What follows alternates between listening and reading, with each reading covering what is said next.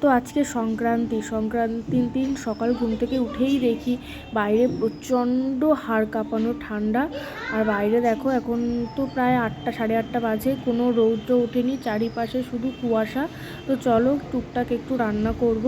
বাড়িতে কেউ নেই, আমি আর আমার যা আছি, তো আর দুটো ছোট ছোট বাচ্চা আছে। তো ভাবলাম সবজিগুলো দিয়ে একটা মাছের ঝোল করি আর একটা কিছু ভাজা করে নেব।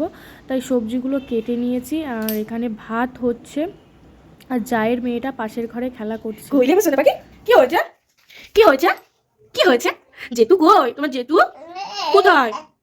বাবা কোথায়? বাবা বাবা বাবা বাবা বাবা জেতু কোথায়? বলো কথা বলো, বলো বলো কি হচ্ছে বলো বলো। হুম তো একটু কান্নাকাটি করছে, ও মা স্নান করছে বলে ভাবলাম ওকে কোলে নিয়েই রান্না করি, কারণ ও আবার সকালে খাবে, তো তার জন্য রান্নাটা তো তাড়াতাড়ি করতেই হবে। তাই ওকে কোলে নিয়ে এই যে দেখো রান্না করছি, ওর সাথে মাঝে মাঝে একটু গল্প করছি। ও আমার রান্নাটা দেখছে, চারিপাশ ঘুরে ঘুরে দেখছে, এইসবই আর কি করছে। তো বকতে বকতে চলো রান্নাটা করে নিই আর ওকেও সঙ্গে নিই। ওকে খুব সেফভাবে নিয়েই তারপরে আমি রান্নাটা করছি।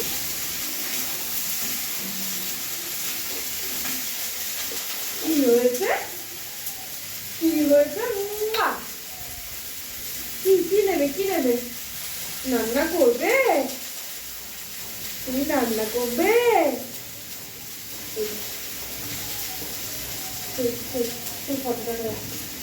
রান্না রান্না কি করবে? না করবে বেরিয়ে সবজিটাকে সবজিটাকে বেরিয়ে কি দুম্পাস। কি হয়েছে? কি হয়েছে?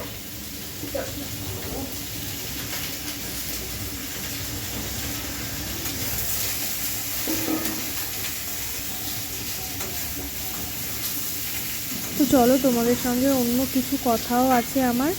আর এই যে দেখো ও এখানেও থাকতে চাইছে না, তো যাই হোক কী করছিলাম সেটা তোমাদেরকে একটু দেখাই। এই যে দেখো সবজিগুলো সব ভেজে নিচ্ছি। তো চলো কিছু কথা আছে সেটা বলে নিই। তো এতক্ষণ সমস্ত টুকটাক কাজ করছিলাম, সেভাবে তো দুজন আছে আমি আর আমার যা, সেভাবে তো কোনো কাজ রান্না বান্না কিছুই হচ্ছে না, বাড়িতে এত বড় একটা বিপদ। তো টুকটাক যেটুকু করছি সকাল থেকে সেটাই তোমাদেরকে দেখালাম। আর ভিডিও বানাতে পারছি না, বানানোর সেই মুডটুকুও নেই, কিন্তু ইউটিউবে বারবার SMS আসছে, রিচ ডাউনের SMS আসছে। যেখানে প্রতিদিন ভিডিও দেওয়ার কথা সেখানে ভিডিও তো দিতেই পাচ্ছি না। তো যাই হোক, অন্তত 2 মিনিট বা 1 মিনিটের ভিডিও পার ডে আমাকে দিতে হবে, নাহলে রিচ আস্তে আস্তে অনেক কমে যাচ্ছে, চ্যানেলটাও নষ্ট হয়ে যাবে। তো যাই হোক, আজকে মকর সংক্রান্তি, আজকের দিনটা অনেক ভালো হতে পারতো, কিন্তু ঠাকুর হয়তো সেটা চায়নি, ওই জন্য আমাদের আজকের দিনটা এভাবেই চলছে।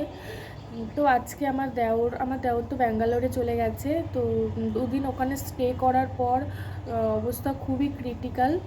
তো আজকে ওর অপারেশন হচ্ছে, সকাল 8টার সময় ওটিতে নিয়ে গেছে, এখন 12টা বাজে, তবুও এখনও ওটি হচ্ছে, মিনিমাম 7 থেকে 8 ঘন্টা ওটি হবে।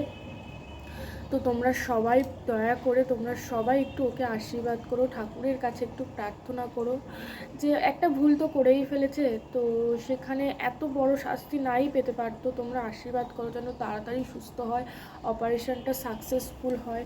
অপারেশনটায় যতটা ভালো দিক আছে তার থেকে হয়তো কিছুটা খারাপ দিকও আছে।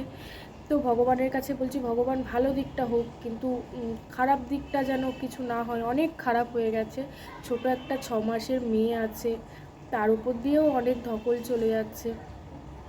তো যাই হোক, এখন অপারেশনটা চলছে, তো ওখানে শুধু আমার হাজব্যান্ড আছে, আর কেউ নেই। তো ও খুব টেনশানে আছে, তাই ভাবলাম যে কিছু একটা ছোট ভিডিও করে অন্তত ইউটিউবে দিই, নাহলে প্রতিদিন SMS আসছে। তো যাই হোক, ভিডিওটা আর বেশি বড় করব না, তোমরা সবাই ওকে আশীর্বাদ করো।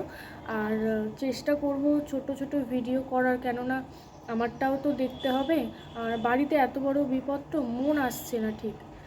তো যাই হোক, চলো আজকের ভিডিওটা এখানেই শেষ করছি। সবাই দয়া করে, অন্যদিন বলি লাইক সাবস্ক্রাইব করতে, আজকে বলছি সবাই প্লিজ আমার ভিডিওটা দেখার পর একবার করে ঠাকুরের কাছে প্রার্থনা করুন, যাতে আমার দেওর আমার ভাই যেন সুস্থভাবে বাড়িতে ফিরে আসে।